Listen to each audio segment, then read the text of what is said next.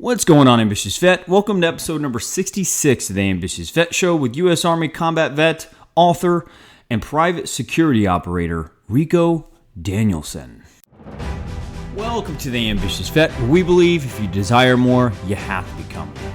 My name is Chris Hoffman, Marine Corps combat veteran turned passionate and driven entrepreneur. On this show, I dive into the trenches with today's top military veteran thought leaders and influencers who know what it takes to not only pay the bills after the military, but really make an impact. You're going to hear great stories, some failures, and even some golden grenades that will empower you to actually on what matters most in your life right now. Are you a veteran that has separated or retired from the military service in the past few years? Do you want to achieve more in your life out of the uniform?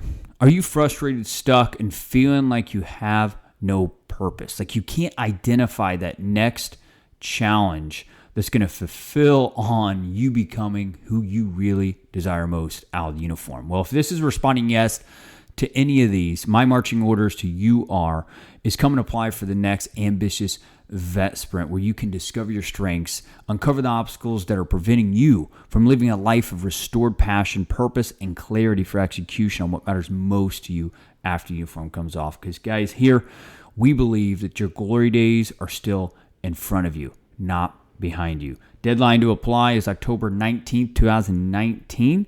We go live October 23rd, 2019. We're only accepting 10 ambitious vets in this upcoming Ambitious Vet Sprint. So if this is you, go and apply. I look forward to diving into the trenches with you soon.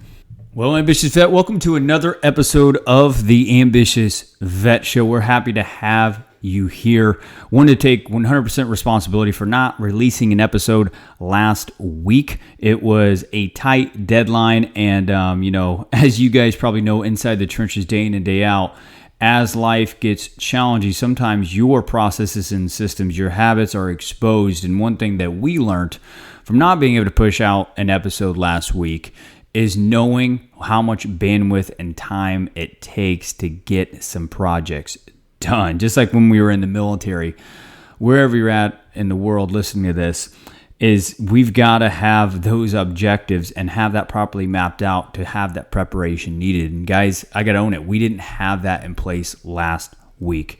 I hope that you forgive us, and we're excited to make sure that you guys are getting content consistently that's empowering you to really execute on that next challenge, that next mission that you want to achieve out of the uniform. So thank you for that forgiveness. We're going to actually start batching episodes on one day, so we're making sure that we're giving you guys that consistent content. But guys, I'm excited for this one. Let's switch gears. This one is exciting. We're actually going to be diving into the trenches with Ricoh Danielson. He's a U.S. Army combat veteran and a private security operator. He served overseas in different countries and on different government sponsored campaigns where he obtained the skill set needed to become an entrepreneur.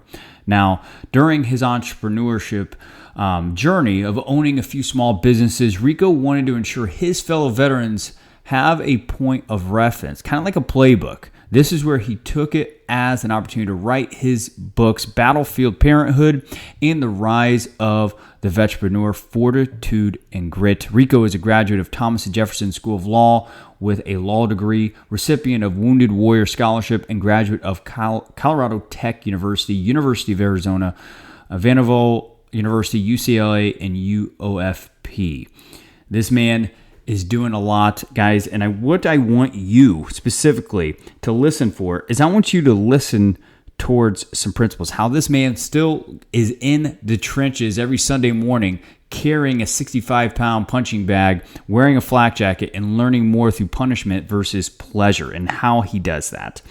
I want you to also hear how you can actually do more with very little. I think we as veterans that are out there ambitious, seeking that next challenge, sometimes we forget that resourcefulness is what had us be successful in the uniform. He talks about how to do that and uses a great analogy for you to spark new ideas for that. So guys, without further ado, let's go ahead and dive into the trenches with Ricoh Danielson. Let's go get it. Ricoh, are you there, brother? Absolutely. I'm always here for you. Come on, man. Right beside me in the trenches. I love it, brother. Welcome to the Hey, Ambitious Vet. thank you, thank you. I know it's been a while. We've been trying to get on this meeting for about a year, almost 2 years, right? Oh, bro. So I Come loved on. it. Thank you so much for having me on your show, and it's amazing to be a part of your project, man. Thank you. Oh man, I mean, I still remember the conversation that we had like a year ago, where it was like just an hour Zoom call, just diving into like some of the most pressing things that we both were dealing with. And I just Mhm. remember like, man, if we just like release this, how much of a difference that would have made for veterans. So I'm excited for them to kind of get some real time engagement with us today.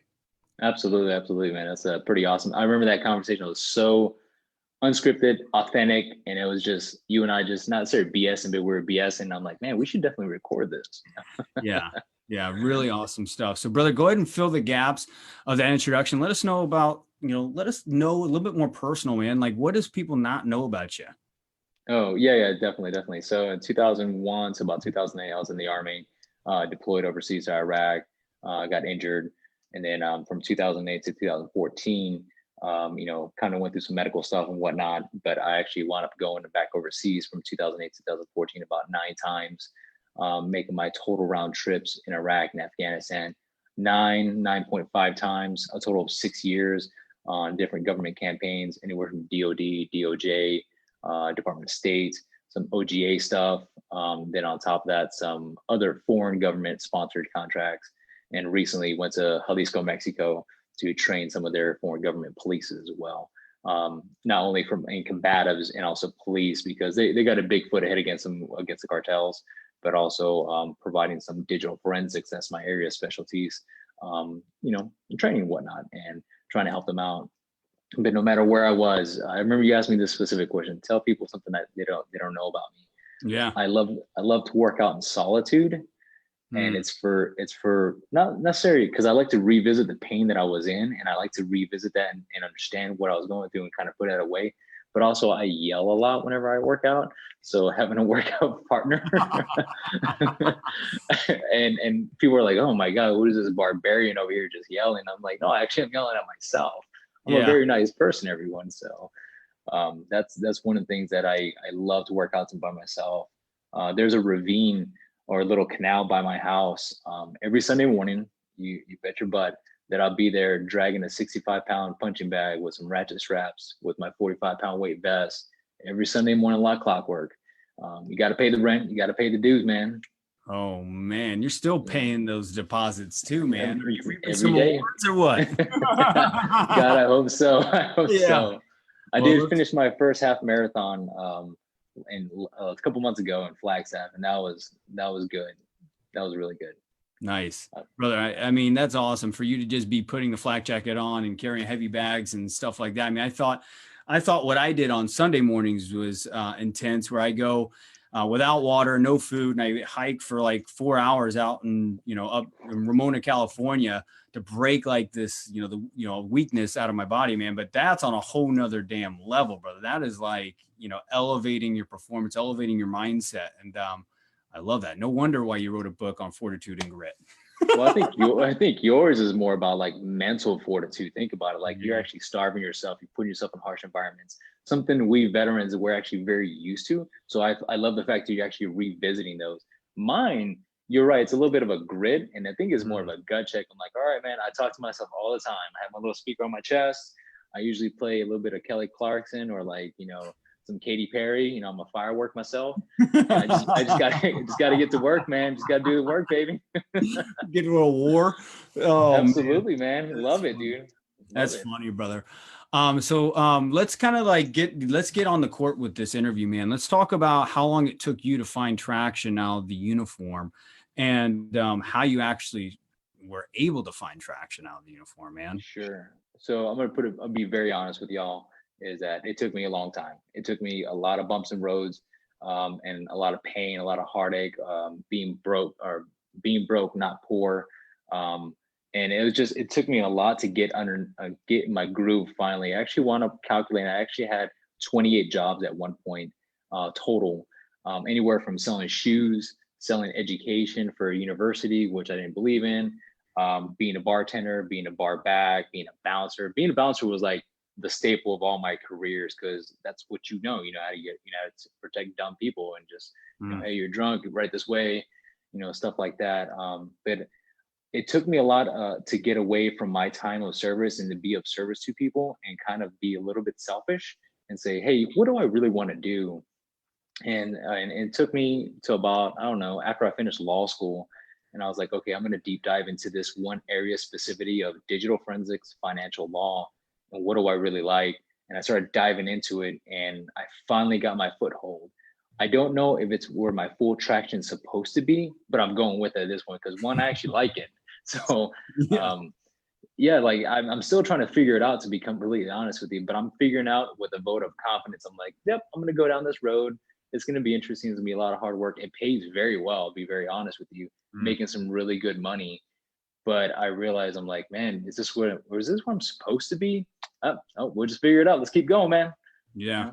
So I think to answer that question, I don't think I've ever fully transitioned out of uniform, because that uniform means so much to me of being of service to people.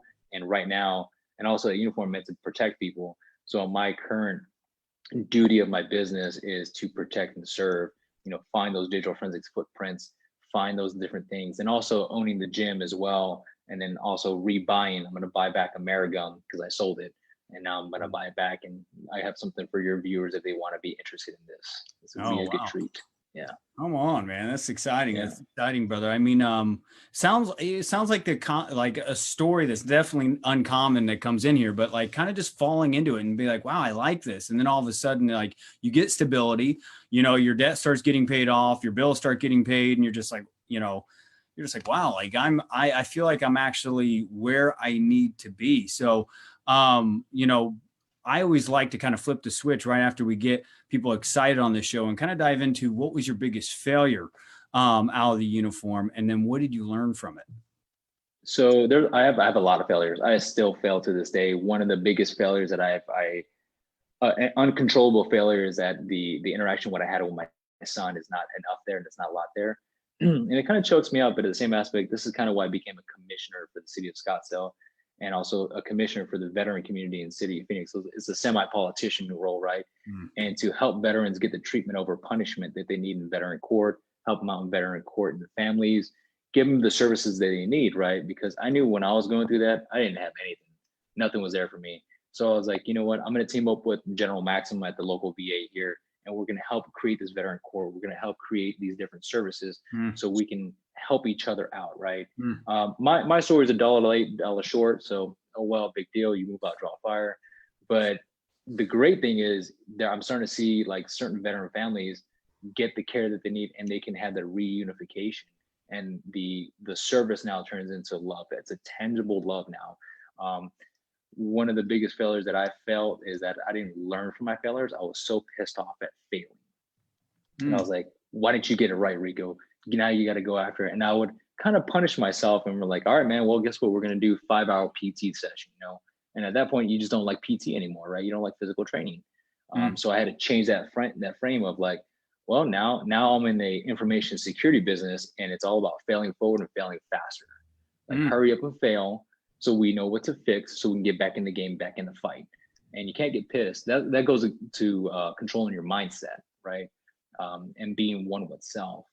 And that's some of the things that I've learned that I should have learned a long, long time ago. Yeah, that's awesome. I got the book right here. I was geeking out with him before we went live, Ambitious Vets. And I was like, man, I still got all the highlights and stuff like that in here because, man, for 6 months, I was carrying this around in my back pocket. It really is like a back pocket playbook that I kind of used for a while, man, because it's tough out in the trenches, man, becoming more out of the uniform. I think anybody that's listening on this podcast or watching us live or on replay, like it's not easy. Anybody that says it's easy is not stretching to become more. So, you said something really high level concept here, and you were talking about staying in with one's self. So how does Ricoh do this on a daily basis? Everyone, you guys heard it before. I'm not going to say anything new. Everyone knows what to do. It's just a matter of following it, right? You have to love yourself. At the end of the day is, and you loving yourself might be different than me loving myself. The way I love myself is going to the gym and getting after it. That's how I know I love myself. And dragging that 65-pound punching bag through the desert sand. It's unforgiving. But I've made that the way I'm like, this is the way you're paying love to yourself, you know. Um, my girlfriend, she's like, I love myself this much, and she does her own cool little workout, and then she's like, let's go get Korean food or something like that. I'm like, all right, well, this is what we do, right? And I go with that, and you have to have those dichotomies, those equal balances, if you will, and you're just gonna roll with them. So it's a little bit different. So you have to ask yourself, how would you want to love yourself? Like take a step back. If you want to take yourself on a shopping spree, that might take a little bit long. You might have to save some money or whatever. But how do you really love yourself? How do you want to love yourself? Yeah, exactly. And, me and Maggie, my girlfriend over here, we do the same thing. Is every Sunday I go out in the mountains, she goes to the beach with our dog, and, we refuel in different ways. I refuel through pain and suffering. She refuels with breeze, ocean, and chasing the dog around the beach. I mean, it really is breaking yourself out of the strict routines on a weekly basis to kind of just generate new ideas, and you're not so highly focused. I find, man, when I'm not so highly focused, I don't know if you could agree with this, but like better ideas come in. All of a sudden I come back with a new perspective on a problem that I haven't been able to solve all week. It's just absolutely amazing. Yeah, definitely. Recently I went to Newport, and I was just on the beach, and I was like, man, just being here doing nothing, right? E dolce far niente, right? The delicacy of doing nothing. I was like, okay, so what's next? And I remember my girlfriend was like, nothing. You just here. And I'm like, oh, Yeah. okay. So what do you mean here? Yeah. But you just sit there and you enjoy the simplicity of the beach and watch the tides. And at that point, I came back and I'm like, all right, I'm 100%. Let's get back at it now. And of course, me getting back at it hard. Running the hill at 4:45 in the morning, training PT, all that good stuff. And then working just twice as hard as well. Yeah, I like your drive, man. I love that you are like your brand of fortitude and grit. Like you really are a walking billboard of what you wrote here, man. And what do you see? Just I know you're in Phoenix, but you go out and you speak on multiple states out here nationwide on your subject matter expertise. But when you're in the trenches talking to these veterans, I mean, you interviewed some really high level veteran entrepreneurs in here. Daniel Allred from Grunt Style. Brent Ben, Yeah. Brent Ben for American Grains. Yep. 18 Series Nutrition. Those guys are really cool. Yeah. And then also Kyle Breyer. He actually wound up passing away last year. So sad to say. That was actually my best friend. And one of the things I always tell people, and this is what something Kyle taught me, right, was even if you're in business, and he was a firefighter and he had a business on the side, right, and he was a really good Marine, good firefighter. And he's just like, don't get lost in who you're supposed to, or don't get lost in who you're supposed to be, but who you want to be, right? And what I notice a lot of veterans, and I love helping veterans out, my fellow veterans, with business stuff, is that,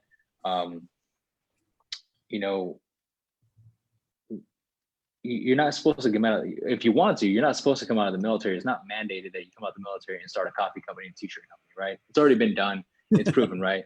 And I see a lot of veterans like, Ricoh, I'm going to do this. And I go, great, no problem. Call me when you want to sell your business. And then they call me an a-hole. And then 6 months later, like, hey, do you want to buy my business? I'm like, no, I don't. But so just find out what you want to do. And that's one of the things I always tell my fellow veterans, because I struggled with that. And I still kind of do. So I just go with what I like to do, right? And I like digital forensics, I like cybersecurity. That's just my forte. And I love working out. So what do I do is I actually dive into them. I own a gym, part of a gym. I love owning my own forensics firm and digital forensics and cybersecurity. So, getting in there and really, really understanding what I want to do, right? There's going to be a road leading up to the point of what you want to do. And my road was very tough of being a bouncer and all that happy horse crap and doing stuff you don't want to do. So to my fellow veterans, if you want to do a business, if you want to do something cool, hey, do it, right? But just remember, there is competition out there, and it's fierce, and they've been at it a lot longer than you have. So don't think for 1 minute that we as veterans are entitled to anything, right? As a matter of fact, we should have more compassion, because we actually have the better skill set and the more fortitude and the more grit and the know-how to actually win. We just have to put them in the right place at the right time. Yeah, brother, I love how convicted you are. Even when you talk, I'm just like, yeah, man, yeah, go, Rico, go. And guys, that, I mean, really what we're diving in here is the challenges of what it takes for you to become more out in the trenches now after the uniform comes off. How do you build that human capital, fill those gaps, find out what you're supposed to be doing, and then seeking the understanding that's needed to continue to build your values, some more resources. And as you can hear, Rico has actually delved into deeper understanding on learning his craft. He's been able to actually diversify his funds and buying part of a gym that is a side passion of his, but it sounds like it is one of his core passions as well. But he's been able to diversify and actually build a tremendous amount of financial independence for himself because he's focusing on one thing and not being in this scarce, like, where do I go? Where do I aim? And just finding that one thing. So I love that, brother. Yeah, actually, if it's gonna make money, it's gonna make sense, or if it makes sense, it makes money, right? Yeah. In the part of the gym that I'm work out at, and then also own is, there's a lot of booty boot camps and all this stuff, and all these people want to come in there and have a nice little butt. And great, give the people what they want, give them what they want, right? And my intention was the money will come. Let's just get this thing up and going, make it fun, right? And the problem that I ran into is my ambition for money was so high that I lost focus of giving a good quality. So I actually wound up having to readjust. I think at that time I actually wound up owning a part of a bar too. So I was like, that's got to go because that was kind of toxic. I don't drink anyway, so that's going to go. That doesn't align with what I'm doing here. Let me look at the gym, see what I can do here. Great, no problem. Let's get in the gym and start putting some business plan, actually paying attention, getting in there.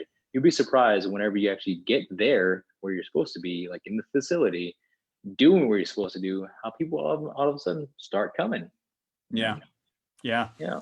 Yeah. I think the lesson in that is just to really listen to what people are asking for and making it convenient for them, not for you in your life. That's career, life, and business. If you're in career, figure out what your customer that you're serving wants. If you're in business, same thing. Find out what your customer wants and deliver that. I mean, I could go on and on about that. It could be a whole nother podcast episode, but I really want to dive into what had you write this playbook, The Rise of the Vetrepreneur, Fortitude and Grit. What had you write this?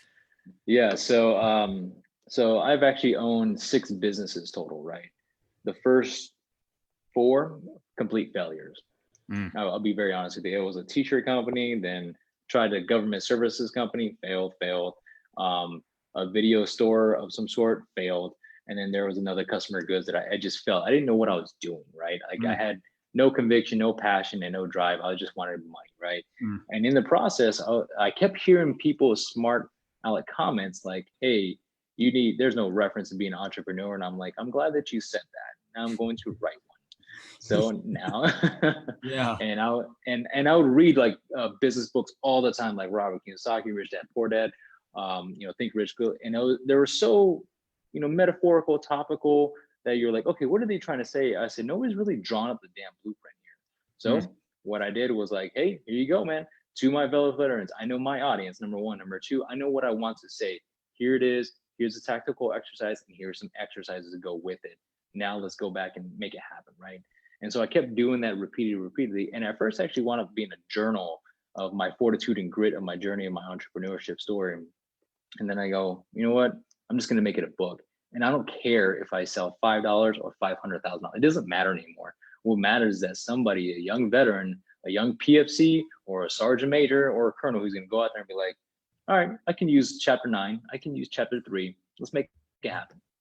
Yeah, brother. I mean, as I was telling you before this, man, I pulled it out of my bookcase this morning as I was kind of funneling through it. And like I said, my favorite chapter is chapter 9. I was referencing, and I was like, wow, even, I know you wrote this like a year ago, and you're doing the second edition now, which you're releasing soon, which I'm excited to announce. But I mean, even today, I read chapter 9, which is, really just being able to do what you can with what you got. And I think a lot of veterans, when they're out of the uniform, they think like, well, what do I do with nothing? I don't have the rank on my collar anymore. I don't have the troops to lead anymore.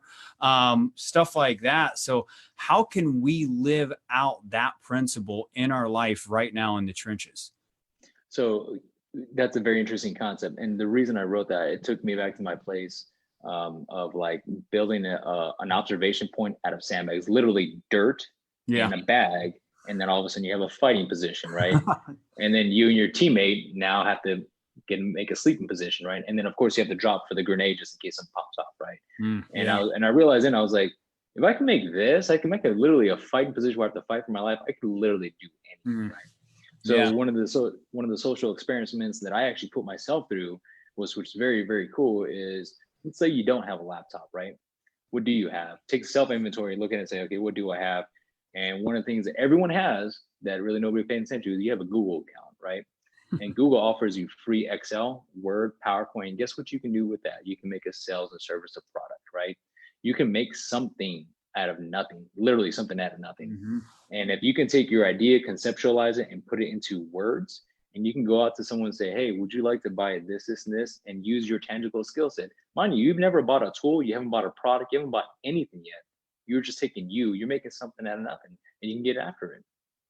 Yeah, I love that, man. It Yeah. reminds me of one of my favorite quotes. The most dangerous thing in the world is a resourceful idiot. It's by Scott Adams. I mean, and I don't, bro, That's very I true. don't credit myself of being highly intelligent, but one thing I do credit myself for is if I don't know the answer, I can find it, man. I think if you can just build that intangible right there and connect the dots for people, I think your value goes way up. So I love that, brother. So we have a tradition here, man, where any ambitious vet inside this that comes in inside this show, they drop in 3 golden grenades that could make an immediate impact in an ambitious vet's life, career, or business.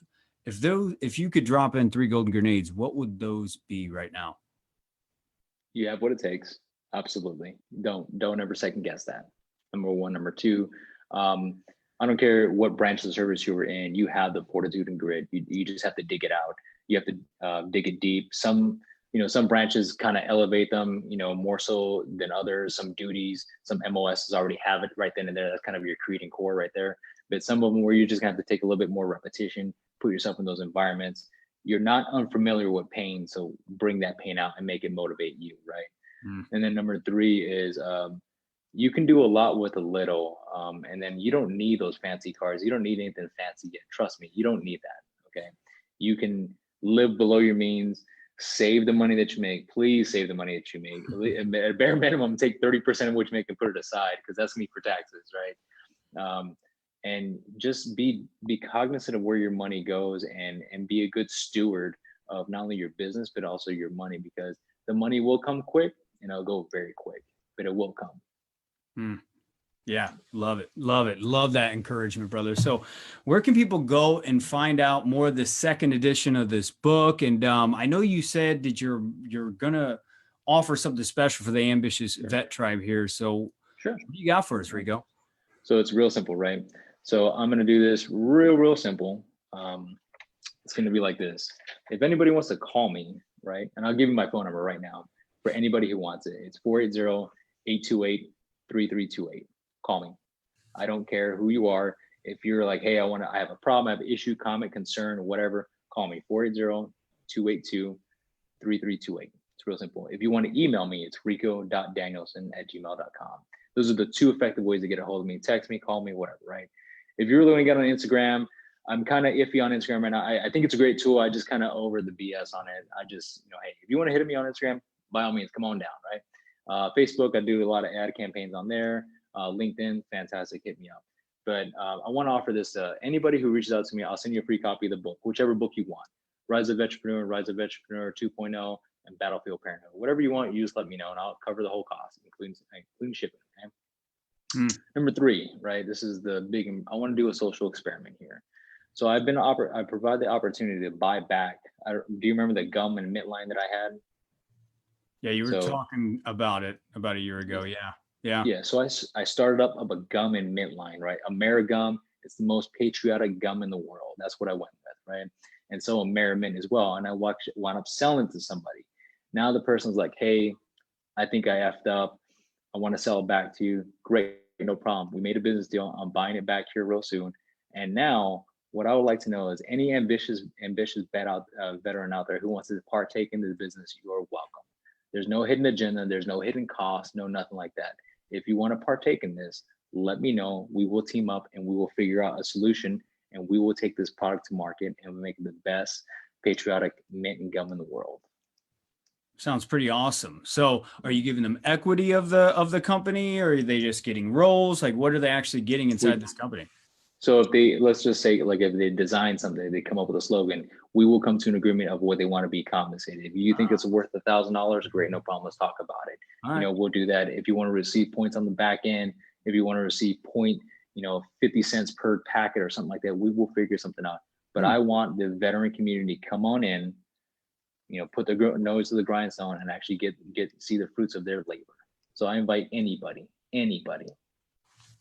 Yeah, that's awesome. So Ambitious Vet, I mean, that's a great opportunity for someone that has been there, done that, interviewed some of the most top performing veteran entrepreneurs out there, failed over and over again, but more importantly, found out how to win and win big, and now is diversifying his money into other passions. So I will put all those links in the comments below. I'm like thinking right now, Ricoh, I'm just like, well, whenever we release this podcast on Sunday, there's going to be like a Royal Army British soldier that calls you at midnight saying, hey, mate, I want to join the mint business, because our second biggest audience is in UK, man. So I would be careful what you ask for. You might have a passionate Brit reaching out to you soon. So even better.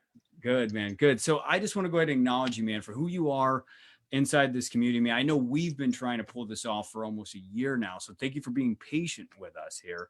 And more importantly, man, thank you for what you're doing to go back and revise this amazing playbook that has gotten me through a lot of stuff. And from what I can tell, my network has gotten a lot of people inside my network through a lot of problems in business as well, brother. And I just wish you nothing but luck and prosperity moving through the trenches, moving forward. Thanks, man. Of course. Always here for you, man. Always here for you and your community, always. Well, there you have it, Ambitious Vet. Episode number 66 of the Ambitious Vet Show with Ricoh Danielson. Hope you enjoyed that one as much as I did.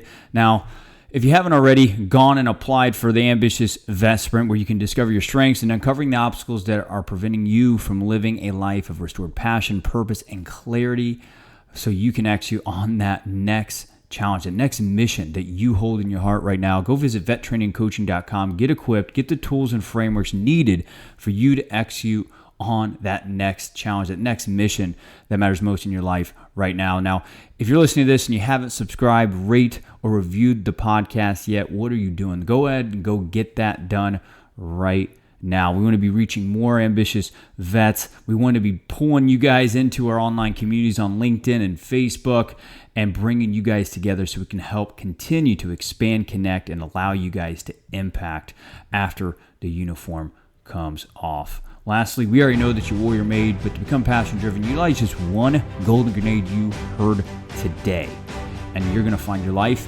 being more meaningful. Ambitious Vet, let's go get it.